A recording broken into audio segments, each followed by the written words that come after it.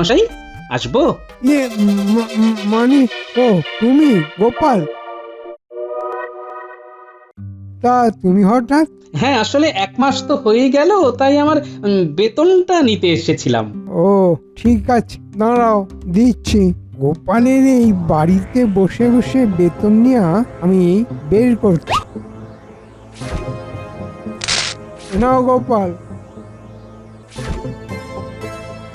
এই মন্ত্রীকে বিশ্বাস করা যাবে না। থলি থেকে 1-2টো মোহর সরিয়েও ফেলতে পারে। মোহরগুলো বরং গুনেই নি।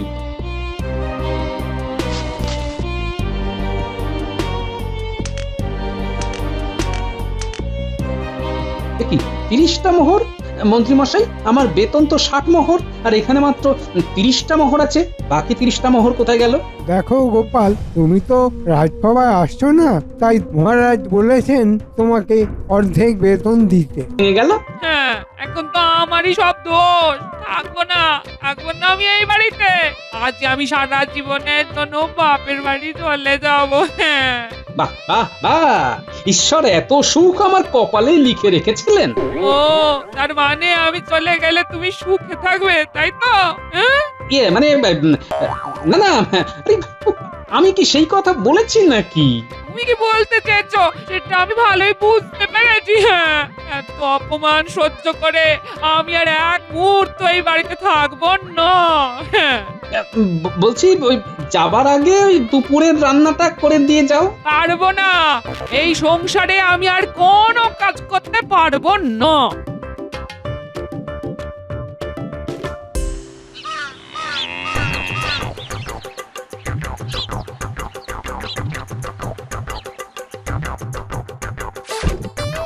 বাবা, এই তো দেখছি আমার পুরো ঘর খালি করে জিনিস নিয়ে যাচ্ছ। এ তো নিয়ে যাবই। আমার বাবা আমার বিয়েতে তোমাকে যত জিনিস দাঁড়িয়ে দিয়েছিল আমি সব গুনে গুনে নিয়ে যাচ্ছি। আর চৌকিটা নেওয়ার জায়গা নেই, নাহলে ওটাও নিয়ে যেতাম। হ্যাঁ, কি গো দিদা, এত জিনিস নিয়ে কোথায় যাচ্ছো? আমি সারা জীবনের জন্য বাপের বাড়ি চলে যাচ্ছি রে। তোরা ভালো থাকিস। মানে তুমি আর কখনো এখানে আসবে না? আরে ওই কিপটে বুড়োর সাথে আমি আর ঘর করতে পারবো না। হ্যাঁ, এই, তুমি আবার আমাকে কিপটে বললে? কিপটে কিপটে বলেছি, বেশ করেছি।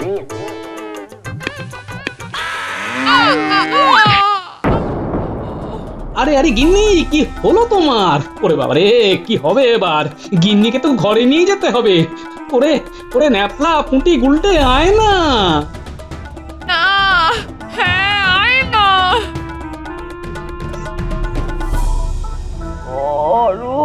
আয় না। ও গিন্নি, কি হয়েছে তোমার? আয় না চাই। আয় না। আয় না। আয় না। হ্যাঁ? আয় না।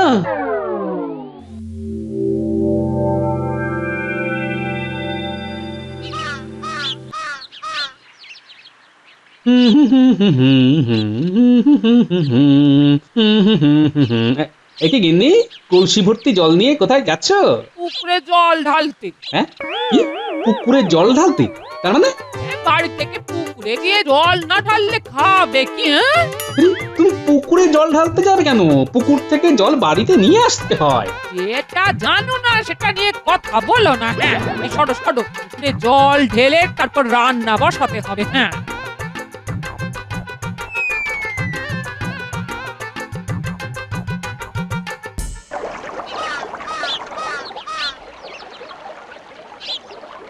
কি গো গোপালের বউ, আজ এত দেরি করে জল নিতে আসছে যে?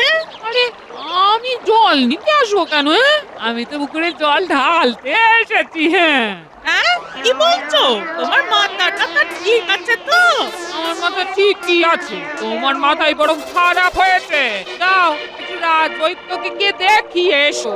কি সব বলছে, পুকুরে নাকি জল নিতে আসবো।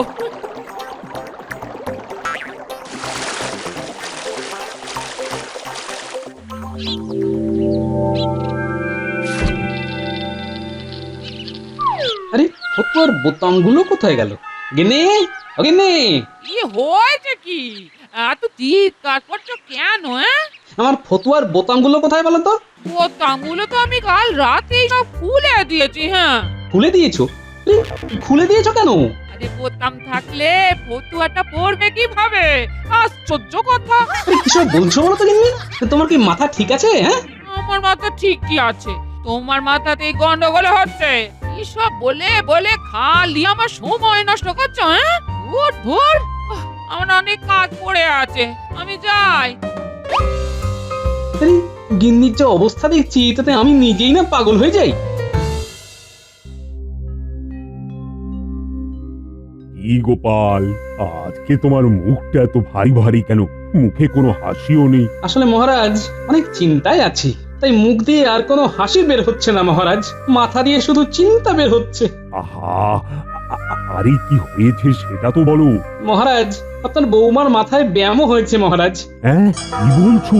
তা হুট করে মাথার ব্যায়াম হলো কিভাবে? ওই গরুর গাড়ি থেকে পড়ে গিয়ে মাথায় চোট লাগে, আর তারপর থেকে এই অবস্থা।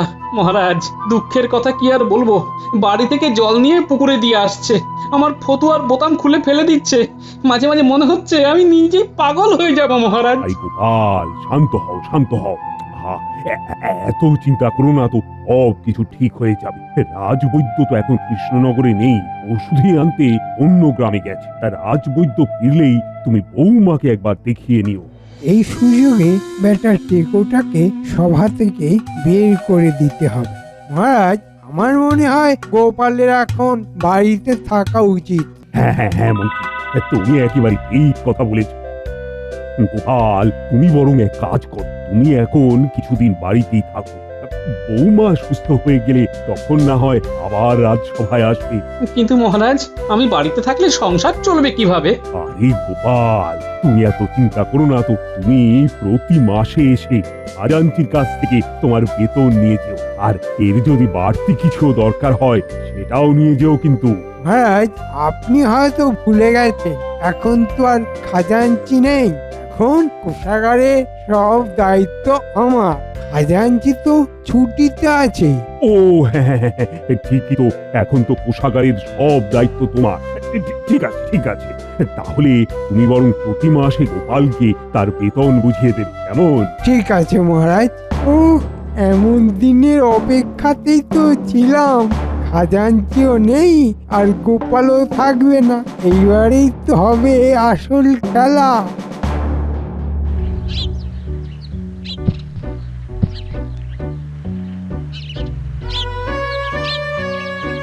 রাজবৈদ্য কেমন বুঝলে? গোপাল, দেখে যা বুঝছি এ ব্যামো এত সহজে ছাড়ার না। কি বলছো রাজবৈদ্য? তাহলে কি করব? আমি টোটকা দিচ্ছি, তবে মনে হয় না কোনো কাজ দেবে। আচ্ছা গোপাল, তোমার গিন্নির যখন জ্ঞান ফেরে তখন কি কাউকে খুঁজছিল? কাউকে তো খুঁজছিল না।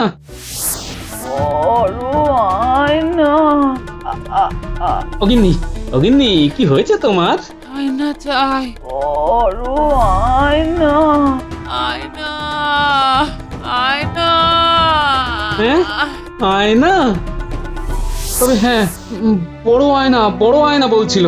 তাহলে তুমি একটা বড় আয়নাই কিনে ফেলো। তোমার গিন্নির মনে বড় আয়না গেঁথে রয়েছে, তাই যতক্ষণ না তোমার গিন্নিকে একটা বড় আয়নার সামনে দাঁড় করাবে ততক্ষণ তোমার গিন্নির এই রোগ ছাড়বে না। হ্যাঁ কি বলছো রাজবৈদ্য? এটা আবার কেমন রোগ? হ্যাঁ গোপাল, এই রোগ সারানোর এইটাই একমাত্র উপায়। তুমি যত তাড়াতাড়ি পারো একটা বড় আয়না কেনার ব্যবস্থা করো। হ্যাঁ, ঠিক আছে রাজবৈদ্য, দেখছি কি করা যায়। রাজসভা ছাড়ার তো 1 মাস হয়েই গেল। কালই তাহলে মন্ত্রীমশাইয়ের কাছে গিয়ে আমার বেতনটা নিয়ে সোজা বাজারে চলে যাব, তারপর গিন্নির জন্য একটা বড় আয়না কিনে একেবারে বাড়িতে আসবো। এখান থেকে 300 মোহর আর এখান থেকে 200 মোহর, মোট 500 মোহর আজকে আমার ট্যাঁকে ঢুকলো।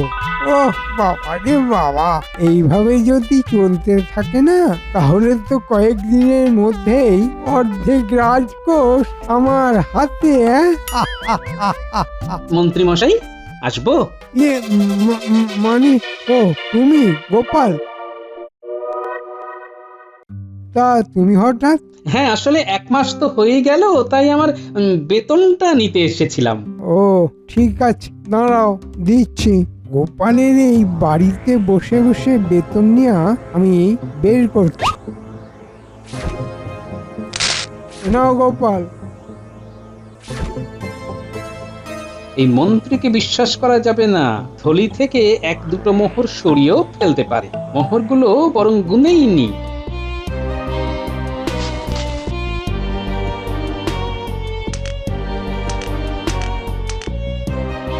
কি 30টা মোহর? মন্ত্রী মশাই, আমার বেতন তো 60 মোহর, আর এখানে মাত্র 30টা মোহর আছে। বাকি 30টা মোহর কোথায় গেল? দেখো গোপাল, তুমি তো রাজসভায় আসছো না, তাই মহারাজ বলেছেন তোমাকে অর্ধেক বেতন দিতে। কিন্তু মহারাজ যে সেদিন বললেন। আরে গোপাল, মহারাজ তোমাকে বেতন দিতে বলেছেন, সম্পূর্ণ বেতন কি দিতে বলেছেন? যা পেয়েছো এই অনেক। কিন্তু মন্ত্রী মশাই, আমার বউয়ের চিকিৎসার জন্য কিছু অর্থের দরকার ছিল। দয়া করে যদি কিছু দেন। না না, মহারাজের বারণ আছে। আমি তো আর মহারাজের বিপক্ষে গিয়ে কথা বলতে পারি না। তুমি এখন যাও দেখি, যাও যাও, আমার এখন অনেক কাজ পড়ে আছে।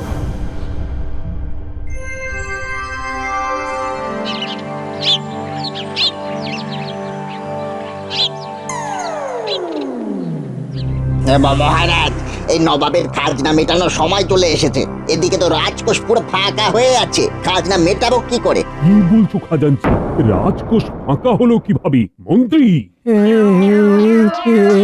ছেড়েছে, এবার আমি কি করবো? হ্যাঁ, মানে হ্যাঁ হ্যাঁ হ্যাঁ মহারাজ, বলুন বলুন। কি ব্যাপার? রাজকোষে সব অর্থ কোথায় গেল? মানে মহারাজ, কি মানে করছো? যা বলার খুলে বলো। এখন যদি আমি বলি সব অর্থ আমি সরিয়েছি, তাহলে তো মহারাজ আমাকে স্কুলে চড়াবেন। না না, কিছুতেই এ কথা মহারাজকে বলা যাবে না। তাহলে কি করি, কি করি, কি করি? হ্যাঁ হ্যাঁ, আমি বরং গোপালের নামেই দোষটা দিয়ে দিই। হ্যাঁ হ্যাঁ মহারাজ, এই গোপাল এসেই সব মোহর নিয়ে গেছে। কি? গোপাল?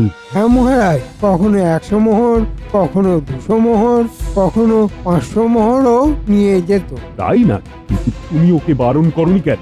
আসলে মহারাজ, আমার দয়া শরীর, চিকিৎসার কথা বলেছে, কি করে না করি বলুন? কিন্তু এখন বুঝতে পারছি গোপাল আমার মাথায় টুপি পরিয়ে সব অর্থ নিয়ে পালিয়েছে। টুপি পরাচ্ছি ওকে, সেনাপতি। বলুন মহারাজ। এক্ষুনি গোপালকে আমার সামনে হাজির করো।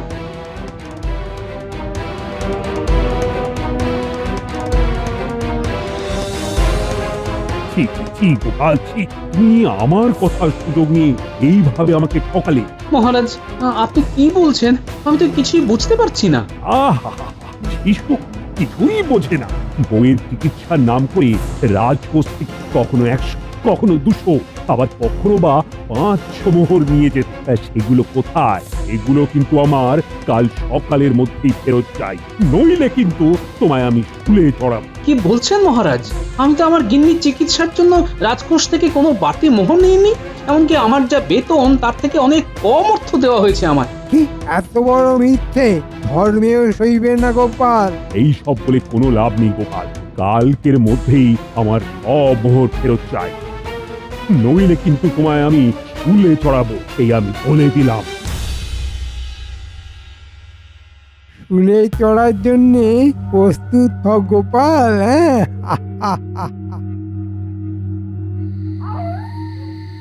এই মন্ত্রী বেটা আমাকে এমন ভাবে ফাঁসিয়ে দেবে আমি ভাবতেই পারিনি। ওই মন্ত্রী সব অর্থ নিজের পকেটে ঢুকিয়ে এখন আমার নামে দোষ দিচ্ছে। ওই মন্ত্রীকে চেপে ধরলেই সব সত্যি বেরিয়ে আসবে। কিন্তু কি করি, কি করি, কি করি? ইস বাবা, কি বাজে গন্ধ! গিন্নি, এই নোংরা নিয়ে তুমি কোথায় যাচ্ছ? কেন ঘরে? আরে, নোংরা কেউ ঘরে নিয়ে যায় নাকি? তো নোংরা কি লোককে ঘর থেকে বাইরে নিয়ে যাবে? হ্যাঁ, নোংরা তো লোকে ঘরেই রাখবে গো। আমার মাথাটা সত্যি খারাপ হয়ে গেছে গো। হ্যাঁ, তোমার এই নোংরার গন্ধে আমার মাথাটা সত্যি এবার খারাপ হয়ে যাবে। আচ্ছা, এই নোংরা মন্ত্রীমশাইয়ের গায়ে ফেলে দেবার ভয় দেখিয়ে যদি মন্ত্রীমশাইকে চেপে ধরি, তাহলে সত্যিটা বললেও বলতে পারে। তাই বরং করি, এই নোংরা নিয়ে মন্ত্রীর বাড়ি যাই। দাও গিন্নি, নোংরাটা আমাকে দাও। কি করবে? আরে আমি ঘরে নিয়ে গিয়ে রাখবো, এত ভারী বালতি তুমি বইতে পারো নাকি? দাও দাও দাও, আমাকে দাও। তুমি বরং যাও, অন্য কাজ করো। আচ্ছা, এই নাও তবে, ঘরে গিয়ে সুন্দর করে বিছানার পাশে রেখে দেবে। আমি যাই, তরকারির খোসা দিয়ে রান্নাটা সেরে ফেলি। হ্যাঁ, তরকারির খোসা দিয়ে রান্না? দেখবে কেমন চেটে খা। উফ, বাবা, গিন্নির সাথে বেশিক্ষণ কথা বললে নিজেকে কেমন পাগল পাগল লাগে। যাই, এবার আমার কাজটা সেরে ফেলি।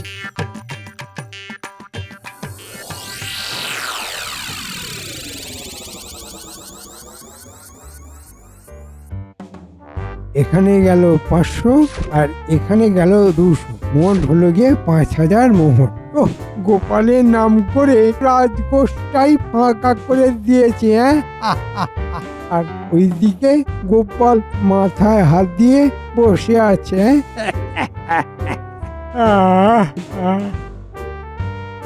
না, যাই, এবার ঘুমিয়ে পড়ি। কাল আবার রাজসভায় গোপালের সাজা ঘোষণা হবে, সকাল সকাল যেতে হবে। তাহলে আমার ধারণাটাই ঠিক, মন্ত্রী আমার উপর সম্পূর্ণ দোষ চাপিয়ে সব অর্থ নিজের পকেটে ঢুকিয়েছে। হ্যাঁ, মন্ত্রী ভেবেছে আমাকে ফাঁসিয়ে নিজে আনন্দে থাকবে। হ্যাঁ, কিন্তু মন্ত্রীর সব আনন্দ যে আমি একেবারে নিরানন্দ করে দেব, সেটা মন্ত্রী বুঝতেই পারছে না। উফ, বাক্সটা তো কিছুতেই নিতে পারছি না। না, থামলে হবে না, যেভাবেই হোক বাক্সটা আমাকে নিতেই হবে। উফ, পেয়েছি পেয়েছি, এবার তাড়াতাড়ি মোহরগুলো বেঁধে নি।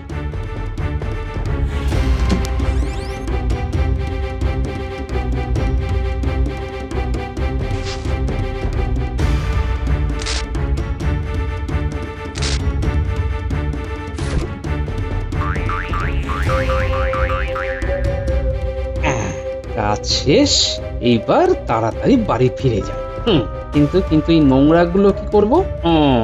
পেয়েছি।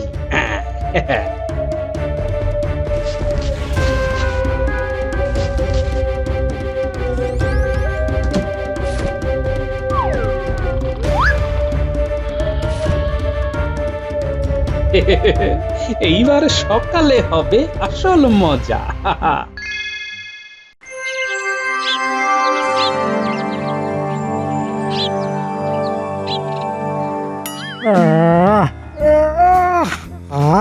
ঘুমটা খুব ভালো হলো।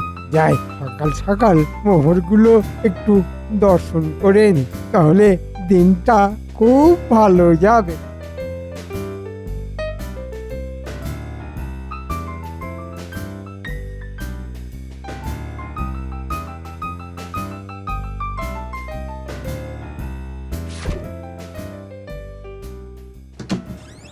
কি নোংরা কোথা থেকে এলো? হ্যাঁ, ইস, কি বাজে গন্ধ।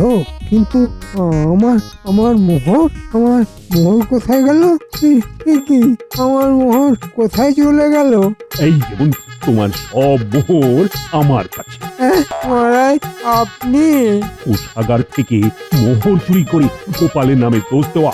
গোপাল আমাকে সব বলেছে। হ্যাঁ, তুমি গোপালকে অর্ধেক মাসের বেতন দিয়ে সেই অর্থ নিজের পকেটে ভরেছো, আর বলেছো আমি নাকি গোপালকে অর্ধেক মাসের বেতন দিতে বলেছি।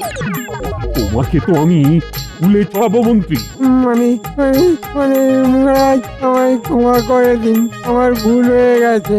আমি আর কোনোদিনও এরকম ভুল করব না, দয়া করে আমাকে ক্ষমা করে দিন। গোপাল, কি করা যায় বলো তো? ঠিক আছে মহারাজ, মন্ত্রী মশাই যখন এত করে বলছেন, তখন আরেকটা সুযোগ দিয়েই দেখুন না হয়। হ্যাঁ মহারাজ, আর একটা সুযোগ দিন, আমি কথা দিচ্ছি আর এরকম ভুল হবে না। ঠিক আছে, একমাত্র এই গোপালের কথা অনুযায়ী তোমাকে আমি ক্ষমা করে দিলাম। তবে দ্বিতীয়বার এই ভুল করলে তোমাকে স্কুলে চড়ানো থেকে আমাকে কেউ আটকাতে পারবে না, এই কথা আমি বলে দিলাম। আর গোপাল, তুমি আমাকে ক্ষমা করে দিও। মন্ত্রীর কথায় আমি তোমাকে ভুল বুঝেছিলাম। না না মহারাজ, ঠিক আছে, ভুল তো মানুষ মাত্রই হয়। যাক, তুমি আমায় বাঁচালে। তা গোপাল, বৌমা এখন কেমন আছে? ওই একই রকম। আর তাহলে কি বৌমার এই ব্যামো সারবে না? সারবে। রাজবৈদ্য বলেছে আমার গিন্নির মনে বড় একটা আয়নার ছবি গেঁথে আছে, তাই যতক্ষণ না একটা বড় আয়না কিনছি ততক্ষণ গিন্নি সুস্থ হবে না। এই নাও গোপাল, 200 মোহর। এই দিয়ে বৌমার জন্য একটা আয়না কিনে নিও। আর এটা কোনো দান নয়, মন্ত্রীর এই কূট বুদ্ধি ধরিয়ে দেওয়ার জন্য তোমার পুরস্কার। ধন্যবাদ মহারাজ।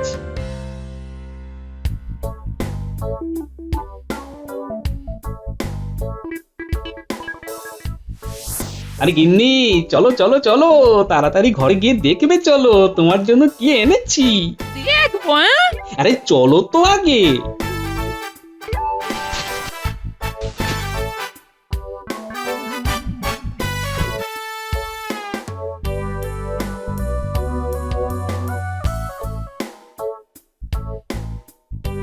গিন্নি, ও গিন্নি, আরে কি হলো তোমার? হ্যাঁ গো, কি এত বড় আয়না আমাদের, হ্যাঁ? হ্যাঁ, তোমার জন্য। খুব সুন্দর হয়েছে গো, খুব সুন্দর। হ্যাঁ গো, এই তোমার বোতামটা খোলা কেন, হ্যাঁ? আরে তুমি তো খুলে দিয়েছিলে। কি চাতা বলছো? আমি কেন খুলতে যাবো, হ্যাঁ? দাঁড়াও দাঁড়াও, ওই সুতোটা নিয়ে আসি। দাঁড়াও, সেলাই করতে হবে তো। দাঁড়াও গো। উফ, যাক বাবা, বাঁচলাম। গিন্নির মাথার ব্যামোটা এতদিনে সারলো। আর বেশি দিন এটা চললে আমিও গিন্নির সাথে সাথে পাগল হয়ে যেতাম।